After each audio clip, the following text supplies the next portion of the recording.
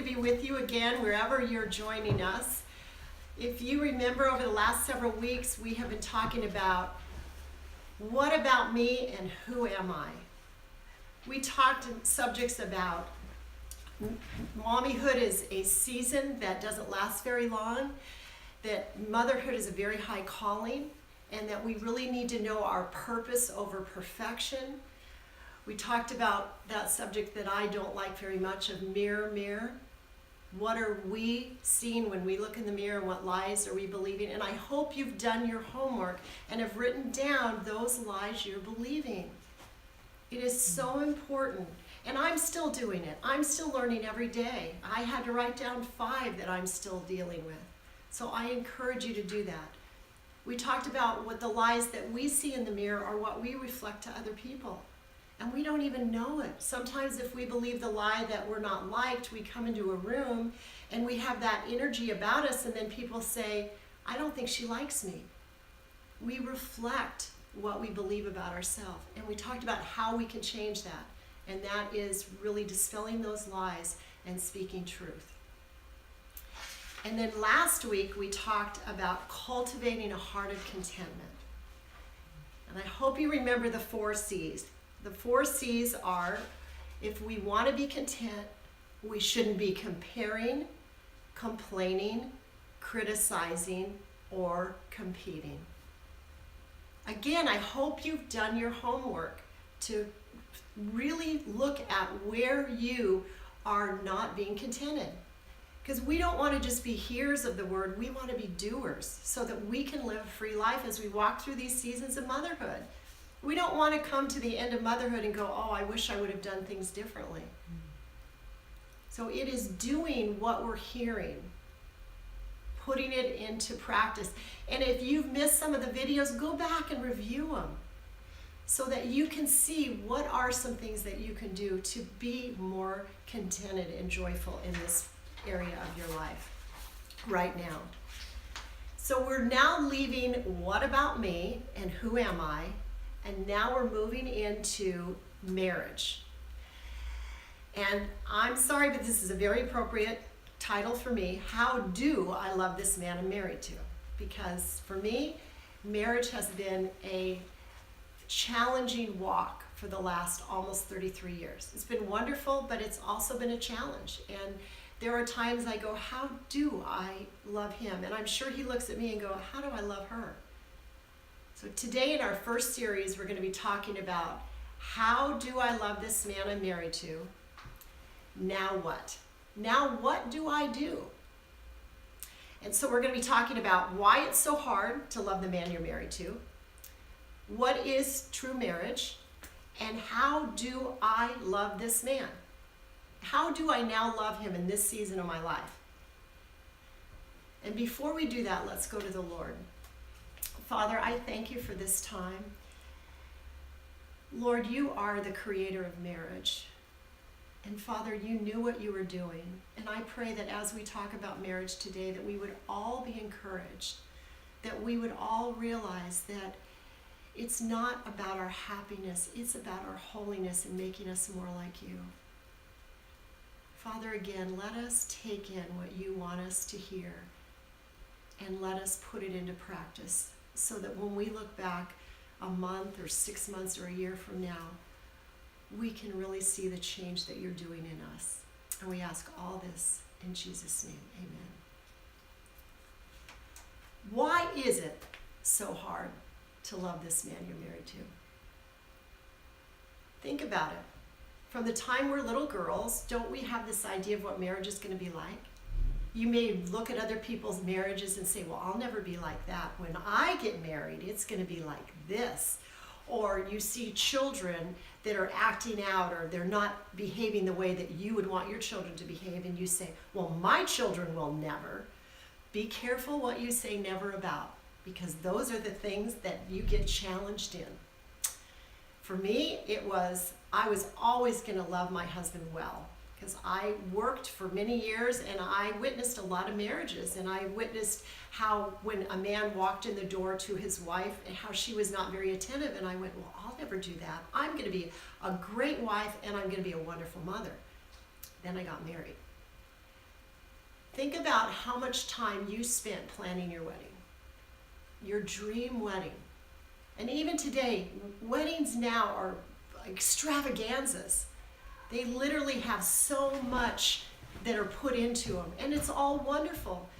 Unfortunately, we spend so much time on our weddings and very little time thinking about our marriage.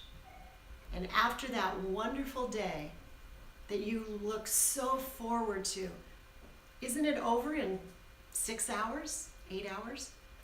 All this preparation. And there's nothing wrong with all of that preparation. But what happens is, because we're not preparing for marriage, we come back from our honeymoon, we get back into the routine of life, and we kind of go, is this all there is?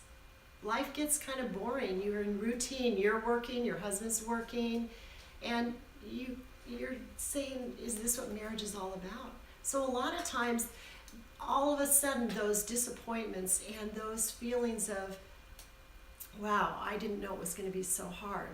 I mean, I thought my husband was going to come in and was going to be this really joyful guy and be so in tune to me. Because you think about when you first start dating, what happens?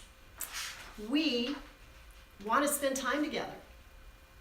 Think about before you're married, you just want to spend all your time together.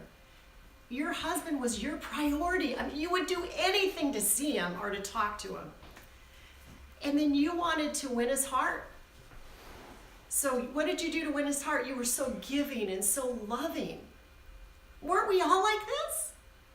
And then we wanted to build him up because we knew that this man needed us to build him up. So we would always build him up and go, you're so handsome, or you're the most incredible man in the whole world. We showed so much respect for him.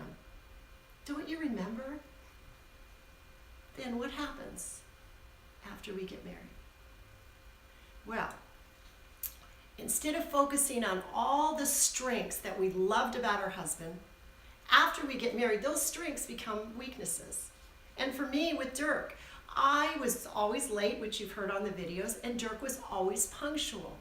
So if Dirk said he was going to pick me up for a date at 7 o'clock, that guy was at the door at 6:59. I loved that he was on time. Well, after we got married, he would just go, Sharon, we're going to be late. We're going to be late. Come on, let's go. Hurry up. We're going to be late. We're going to be late. I'm like, leave me alone. I'm an adult. I can do it. But do you see how what I loved about him before we were married became a weakness because I didn't like how he did it? And you can think about the strengths that you loved about your husband before you got married, and now how those are the things that drive you crazy. And we need to really think about, what can I let go and let me, again, love those strengths and not be so critical. So after we get married, we look at all of our differences in terms of, we have children now, we have other responsibilities. How many of us really put our husband as our priority? Really? Because life is different. How about giving? Don't you feel like you just give to everybody else all day long, and so why the heck do you have to keep giving to him? I mean, that's how I used to feel when I had little kids. It's like, please, get off of me, get off of me, don't touch me. And yet, my husband still had the same needs as before we were married, but I just didn't think I had to be as giving. And then, of course, he wasn't very respectable, so why did I have to respect him? I just thought, hey, when he acts like he deserves to be respected, then I'll respect him. But you know what? That's not what we're called to do. Remember that God created us for relationship. He created priorities of relationship. And when we keep those priorities straight, we have more peace and joy and contentment. Our number one priority is to know God. And you know him by reading the Word and studying it. If you're having trouble in your marriage, look up Bible verses about marriage. Look in the Bible about the marriages that didn't end well and why they didn't. And then look at the marriage picture that Jesus has. That we are his bride. And that he loves us. And he is our groom. So read the Bible verses. There are so many references to good marriages, bad marriages, to wonderful wedding parties, everything in the Bible, because it's all about relationship. So that's our number one priority. Now this one I step on a lot of toes, because after you get married and you have children, who do we think is our next priority? Our children. That's not the way God instituted it. God first, husband second, children next, and then your other relationships. Now, I have to tell you, I've been guilty where I had probably not even God first, but my girlfriends were first, because we used to hang out together with our kids, and my husband would get left in the dust. And I have to tell you, the girlfriend that I used to hang out with, she ended up getting divorced.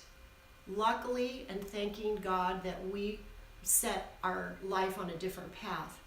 But it's very easy to get disenchanted and just say, I'm going to throw in the towel. I'm going to throw in the towel. I think we've all been there where we've just said, this is too hard.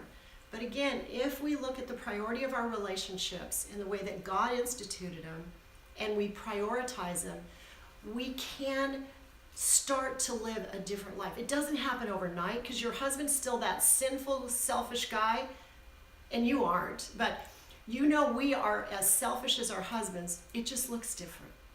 We can kind of cover it up in our emotions and in our disappointments, where our husbands are more like matter of fact. But it's still the same. We're two selfish people that have come together. When our differences, or when our expectations after we get married don't match our reality, what happens? They cause some emotional conflict within us. They can cause things of anger, pouting, control, withdrawal. What do you do when the differences between you and your husband, or the reality of your life right now, doesn't match the reality? What happens to you? How do you deal with it? We want you to start to look at how you interact together and how you can build a more healthy marriage. How you can have disagreements and have differences, but in a way that's pleasing to your relationship and pleasing to your home. Because remember, mommies, we are the memory makers in our home, and we're also the one. I don't like this, but it's true. We create the climate in our home. We are the ones. And you may not fight in front of your children, but they know when mommy and daddy are not getting along. They know. Even little babies. I can remember when Dirk and I would have literally screaming fits, which I'm not proud of. But Allison would start crying, and I'd go, why is she crying? I didn't realize that even though she couldn't hear us, her little spirit was disturbed because she knew something wasn't right in our home. So work on your marriage now. Because I'm on the other side. I now don't have children at home. I always thought, well, gosh, when our kids are gone, we're going to have such a great marriage, because when we were raising children, that was one of our biggest issues, of the differences of how we were going to do things and how we wanted things our own way. And we're still dealing with a lot of the same issues. They're better, but work on them now. And I love the verse in James 4. It says, "What causes fights and quarrels among you? Don't they come from your own selfish desires that battle within you? You desire to have something that you don't get." And in the Bible it says, so you kill, but I'm adding, so you get mad, you pout, you withdraw, and then you covet everybody else, and then when you can't get what you want, you just continue to quarrel and fight. Isn't that kind of the cycle that we get into? And it's not helpful for anybody. And all of those things come from our family of origin. Maybe you never learned how to connect with somebody in a healthy way. You never felt loved. You never felt accepted. And so all of a sudden you met this man that you thought was going to meet all those needs, And then you get married and you realize that he's as flawed as you are. It's like, oh no, I thought you were pretty perfect. And he's looking at you going, well, I thought you were pretty perfect. And so we deal with all of those family sins that we have experienced when we're younger. Deal with them. What are the lies you're believing? The other aspect is that we are different. Men and women are different. Do you know that women on average use about 27,000 words a day? Men have about 7,000. So what happens when a husband comes home? Now, you may be married to a man who's more verbal. This is not everybody, but this is statistically more common, that women use more words than men. So for me, when my husband would come home, I'd been with kids all day, and I was like, blah, blah, blah, blah, blah, and he's like, oh, please. And he'd already used all of his words. So he just wants to sit down and chill out. I didn't understand that. And then after I understood that, we'll be doing some 5 relationship buildings at the end, I had to change the way I approached him. The other thing is that men, for the most part, can compartmentalize. So for example, if Dirk and I ever got in a fight, it says don't let the sun go down on your anger. Unfortunately, sometimes we did not obey that Bible verse. I would get in bed and I would just stew all night, just stew. And Dirk is right beside me, just snoring away.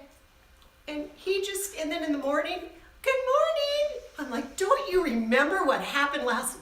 Oh, wait, what? Oh, that's right, we were gonna fight. Yeah, they just compartmentalize things. And it drives us crazy. But you know what? God, in his infinite wisdom, had us to have children, because what do we have to do? We have to multitask. We have to feed a baby, make dinner, change diapers, pay the bills, go here, do this, do that. Men, for the most part, are more compartmentalized. They hone in on a task and they get it done. And we love that before we were married, and now after we're married, it's like, can you not see that your underwear are on the floor? And I didn't even know that you had underwear before we got married that were going to look like this. All of these things we just don't really realize. So that causes, again, the conflicts that happen. The other thing is that we tend to marry opposites. Ask yourself, is your husband, does he tend to be opposite from you? Now, not all couples are like that, but a lot of times I think that God puts us together with somebody who is the opposite from us because God wants to complete us. So your husband is God's provision for you to make you holy, not necessarily as happy as you want to be. So it's that sandpaper that's rubbing against you that is changing how you view life and hopefully how your husband views life. But remember, we can't change our husband. We can only change us. It starts with us. And I will tell you, when I started learning these principles, I stopped nagging Dirk. Before I knew these principles, guess what I would say? Well, Dirk, if you only did this, and if you only, and well, I would be okay if, and I was pointing my finger, and remember, there's 4 pointing back at me. When I started to learn that if I had contentment and that I started to love and respect my husband, all of a sudden he was say to me, what's going on with you? Well, what do you mean? He goes, you just seem different. Guess what that did? It made him, first of all, want to come towards me. And it also, he wanted to know what I was doing. And I would say, well, I'm really studying God's word on how not to be angry and how to be content and how to love you better. Do you know that made him want to study the Bible? Where before I would always say, you need to lead our family. You need to do this or do that. That never worked. So it's us changing first and our husband observing that.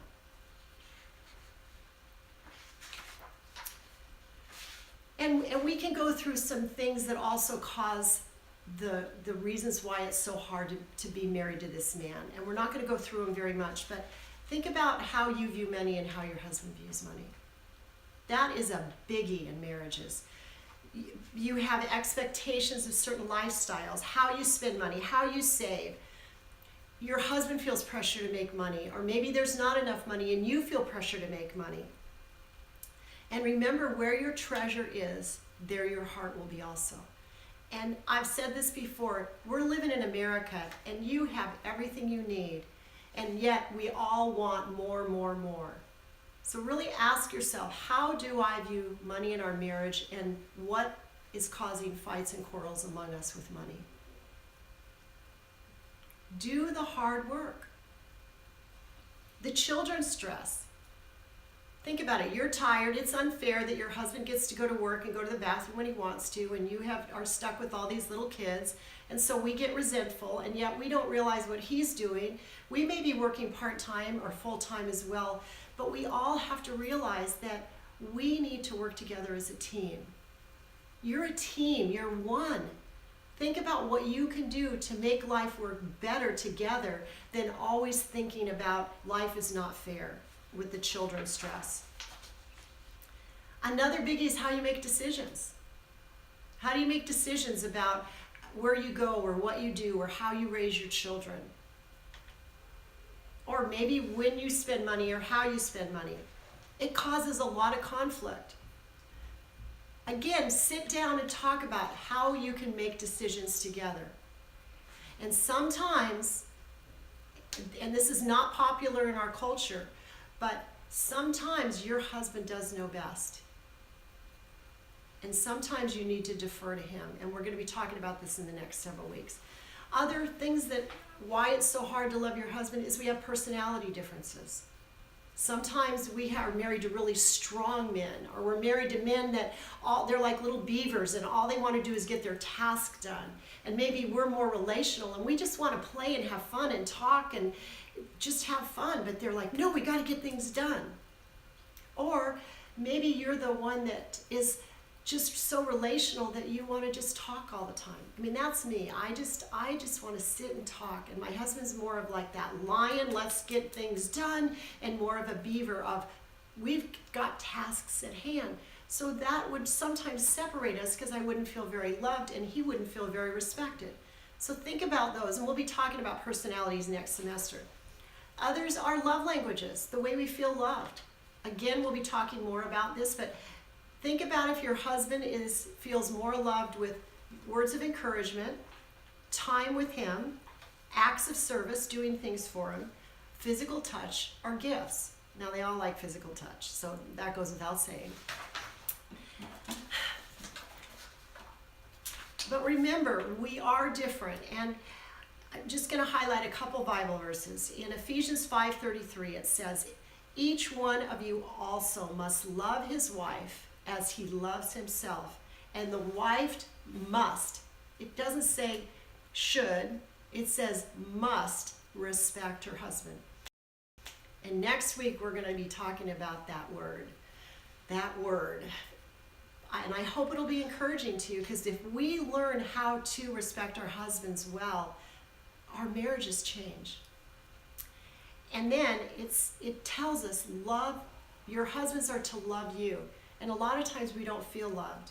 But if we start with respecting our husbands, they tend to love us more. Marriage is a mystery. And we'll talk a lot about that. And when our daughter got married, I loved what the pastor that married him said. He said, men are like dogs. They need to be petted, praised, and fed. And I'm like, wow. And women are like cats. You have no idea what they want. And I think in a lot of ways that's true. Men, for the most part, are pretty simple. They really are. For the most part, men have pretty simple needs. Just feed me, pet me, and you know what petting is, and praise me. That's how they really feel respected. So we talked about how hard it is to love your man, but now what is true marriage? What is marriage? We have a lot of cultural norms for marriage. Marriage is come together. As long as everything's working for you, it works and you stay together. And if not, you leave the marriage. I mean, look at all the tabloids when you're in the grocery store. I mean, everyone is multiple marriages. You'll see the picture of some star just gaga-eyed and they're getting married, and then 2 years later, it's done. So our culture literally tells us that marriage is all about our happiness. People are disenchanted with marriage. So there's a lot of people living together, not wanting to commit because of all the divorce and all the pain. And we don't want that legacy for our children. We want to have a good marriage. So what is true marriage? We have to first start with God designed it. He designed man and woman to come together as one flesh. He even calls it a mystery. When you really think about how you two come together, you come together and you are image bearers of this little child that you have. When you really contemplate that, that is an unbelievable gift that God gives us. That we come together and we co-create in God's image. It's mind-boggling to me. It is such a gift. And I think that's why God established marriage as a covenant and not a contract. If you remember, a contract is something that we have to enter into because we have distrust, we have certain conditions, and if that contract doesn't work very well, it can be broken. A covenant is not that. A covenant is, first of all, based on trust. That you have come together and you're going to trust one another to have a covenant relationship until death do us part. Again, that's not popular, but think about the fallout of divorce. They did a study several years ago, and this was all divorced children. And they said if there was one thing that you could change in the world, what would it be? Do you know what most of these children said? They said they would outlaw divorce. Because we believe in our culture now that divorce is no big deal. It doesn't really affect anybody. The kids are fine. But you know what? I think it hurts all of our hearts because it's not God's design. And I have a family member who got divorced, and his comment is, divorce is something that keeps on giving, and what it's giving you don't want to have. And he's a grandfather, and things are so different because of divorce. And he said that was the biggest mistake of his life, was getting divorced. He could have worked it out, but he was too selfish and his wife was too selfish. But had they given it more time, they could have worked it out. So if any of you out there are separated or even divorced, try to get back with communicating with your spouse, because you're always going to have that tie to that person. And especially if you have children, it's never too late. There are so many testimonies of couples that have gotten back together and their marriage has been better. I have a girlfriend whose husband had 2 affairs. 2 affairs. And we thought she was crazy going back to him. And do you know what? I look at the way they love each other now. I sometimes get a little covetous of it because they are so connected. But they had to work out the reasons why he had an affair. It wasn't just his fault, it was her fault too. And now they have an incredible marriage. So don't believe the lies that once done, always done. It's not true. So we enter into marriage as a covenant of trusting one another, that it's not going to be broken, and that we are going to look at the interest of the other person and not only our selfish interests. And that it can't be broken. Don't threaten divorce.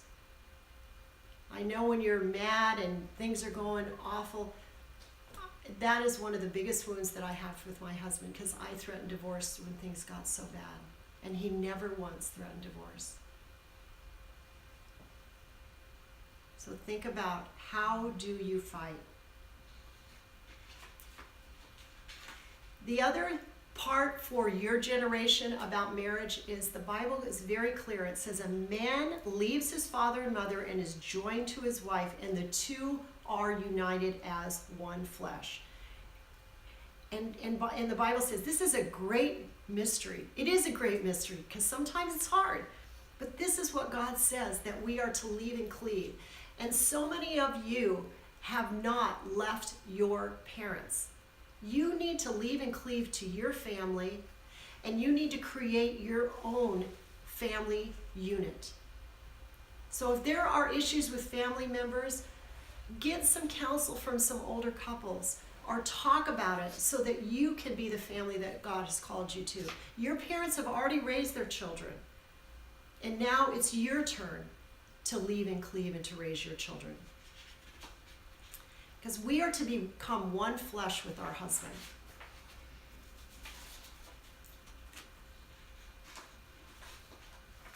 And marriage is all about us being connected and really having that special person in our life that is that one person that we share everything with. And I think today, so many times in marriage, we don't do that. But think about it. You are not connected to anybody else the way you're connected to your husband. You're physically connected. You sleep in the same bed. You wake up in the morning with this man. You're living with this man. Make it the best you can make it. Don't just go through life.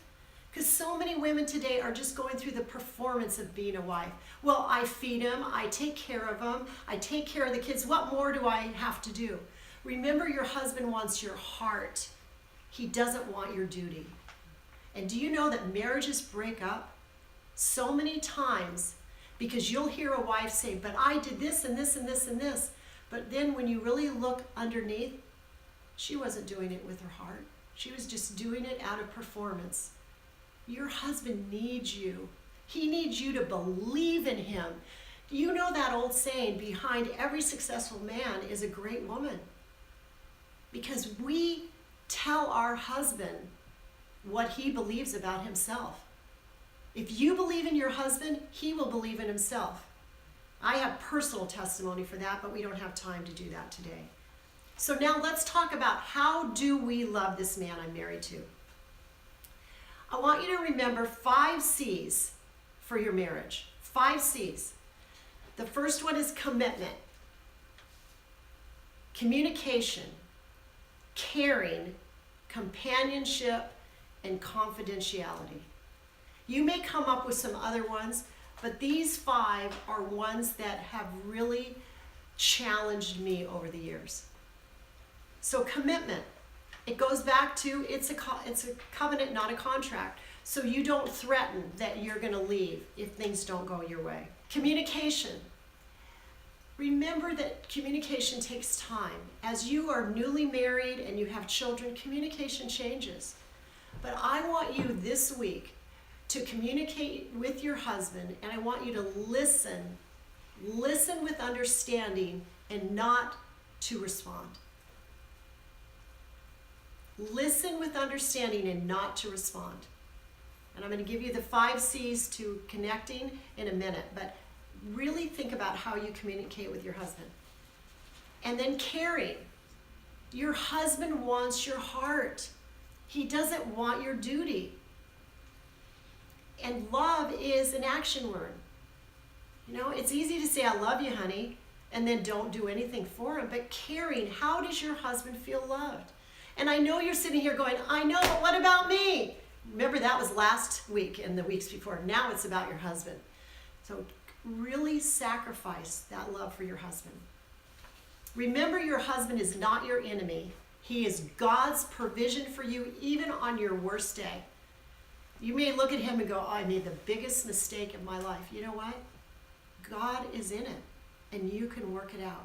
The testimonies of marriages that have started out so awful and have become so great are so incredible. So if you're in a hard place, start to read some testimonials of some hard marriages and what God's done to heal them. It'll be encouraging for you. And in your caring, focus on your husband's strengths and not always pointing out his weaknesses, what he doesn't do right.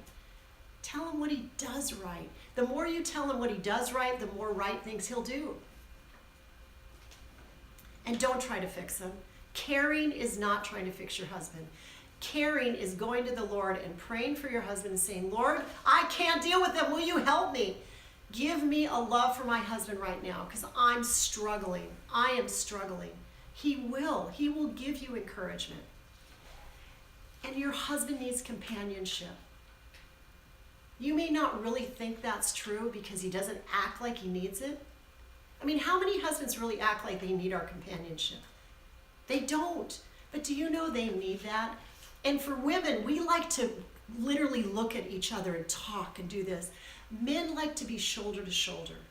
They like when you're sitting down with them, even if they're reading the newspaper or watching a ball game or doing something. Our husbands want to know that we care about them. And I remember my husband wanted me to watch football with him, and it was so boring. So I would always do something while I was doing it. I'd be looking at a magazine or reading something. And he'd go, "Why can't you just sit with me?" I'm like, "Because it's boring." But he wanted all of my attention just for that time. So I learned that I would just sit with him for whatever period of time I could do it. And then he felt loved and cared for, because they do need companionship. And then the last thing is confidentiality. I'll tell you something. I am amazed at how many women I see out to dinner, drinking their wine and cocktails, dishing their husbands. And let me tell you something. What you say about your husband is what your friends are going to believe about him. So ask yourself, are you complaining about him or are you praying for him? Now, doesn't mean that you can't talk to other people about it, but if you're talking to other people about it in complaining, then you're not doing it the way God wants you to. Yes, you could go to your friends and say, "Look, I'm really struggling here. Will you pray for me?" And most of the time what happens is somebody will share and say, "I'm struggling too. Will you pray?" Because we all struggle in marriage. But get with a partner, a friend, that will encourage you in your marriage and not dish your husband. Because I believe that's a lot of why divorces are happening. Because we get into these social situations, we go away for weekends, we go out to dinner, we drink and do all these fun things, and we have nothing nice to say about our husbands. And do you know that your husband knows when you talk about him? He knows in his spirit. Have you ever had that situation where you've come back from maybe going out and you've dished your husband and he just is a little distant? He knows. He feels what you think about him. So build your husband up to other people and don't betray confidence in dishing your husband. So let's talk about the 5 relationship builders really quickly. You probably can come up with other ones, but these are ones that I did that helped Dirk really realize that I did care about him. Because there were times he didn't feel like I cared about him at all. So the 5 are, you want to prepare your home, you want to greet your husband, you want to have talk time, you want to eat together, and you want to have some kind of connection night. It can be a date night, it can be just a night where you hang out together. But let's go through them quickly. Preparing your home for when your husband comes home. My mom used to tell me this when I was a young adult and was getting married, and I go, "Mom, that is the most old-fashioned thing I've ever heard about. I'm not going to do that." So literally, Dirk would come home from work, and I'd be in my sweats, and the house would be a mess. I had no idea what we were going to have for dinner, and I'd just go, "Oh gosh, I got to make dinner," and I'd be scrambling. And how do you think Dirk felt when he came in the door? He didn't feel like I cared about him at all. So if I wanted to have a good marriage, then I had to have that love word with an action behind it. So I started to say, "Kids, your dad's coming home. Let's get everything cleaned up and let's set the table. Let's put candles on the table." Do you know, we started that when my kids were really little, and to this day, our youngest son, Davis, anytime he comes to our house for dinner, he always lights the candles. That was his job from the time he was about 4 or 5 years old. Do you realize that that was caught, not taught? I don't even think about doing candles sometimes. But your kids learn what we establish. So prepare your home.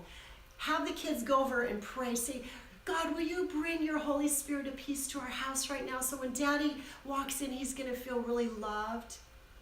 Do you realize that helps your kids learn how to pray for your husband? It also gives them a purpose. And it also teaches your daughters how to respect your husband, and it teaches men how to choose, your boys, how to choose a mate. Everything that we do when our kids are little are just a foreshadowing of what we want them to do when they're out of our home. So practice what you want your kids to know when they're leaving your house. So pray, prepare, and have peace when your husband walks in the door. And then greet your husband when he walks in the door. Now, some of your husbands don't care what you look like.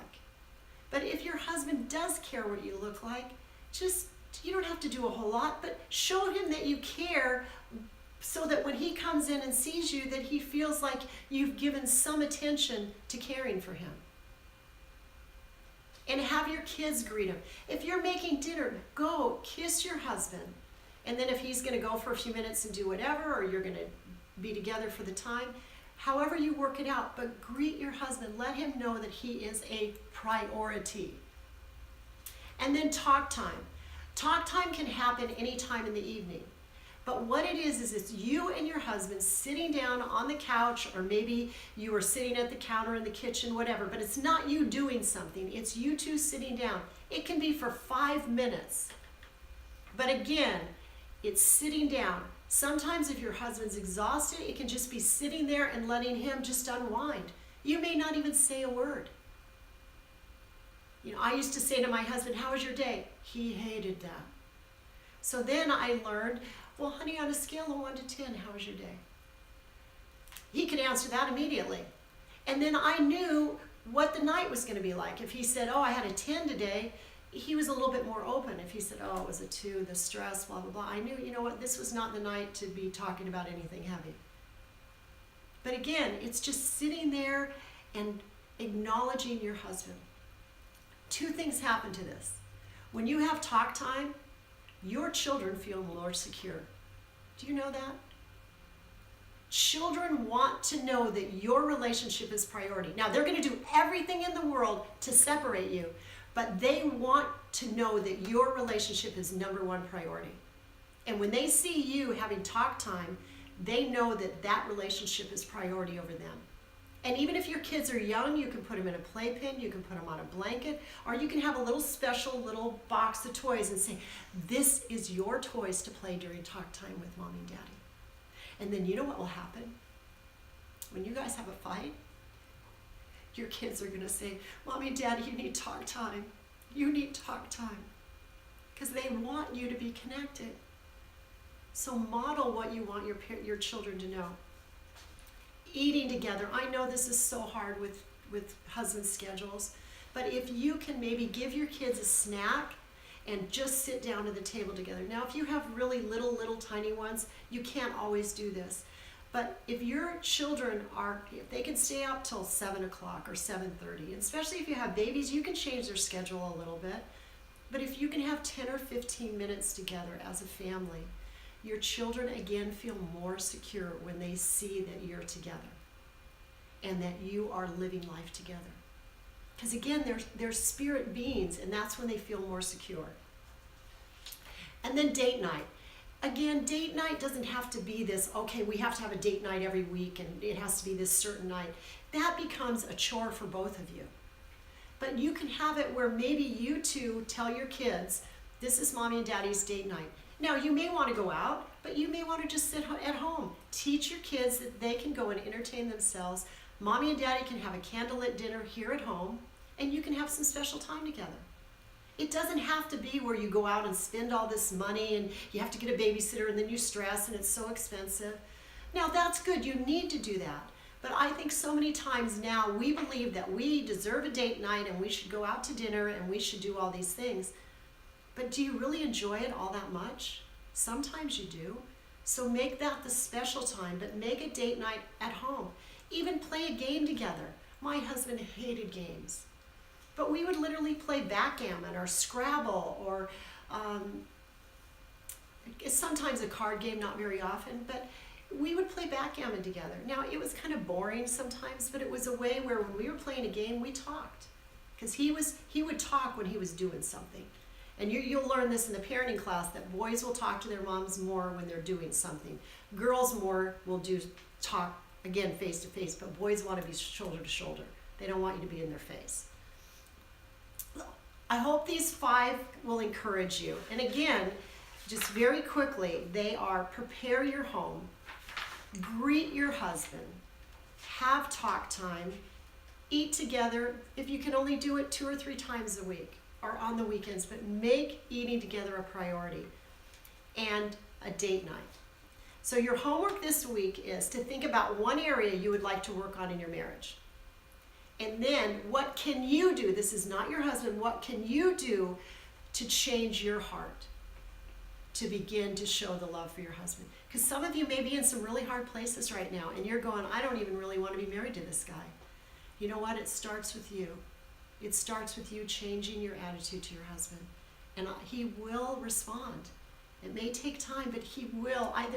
There are so many testimonies of Home Club moms that were literally on brink of divorce and separation, couples that hadn't slept together in a year, couples who were ready for divorce, and how as they started to institute these principles for marriage, they now are married. Now, they don't have a perfect marriage, because again, there's 2 sinful people, but the testimonies are, wow, my marriage is so much more than I could have ever thought it could ever be. Because again, it starts with us. So, change your heart, your attitude, and your actions to create more connection with your husband. So whatever you need to do to change, and remember, it's a heart change, it's an attitude, and it's your actions. It's not just doing, it's being. So I hope you have a good small group time, and God bless you all.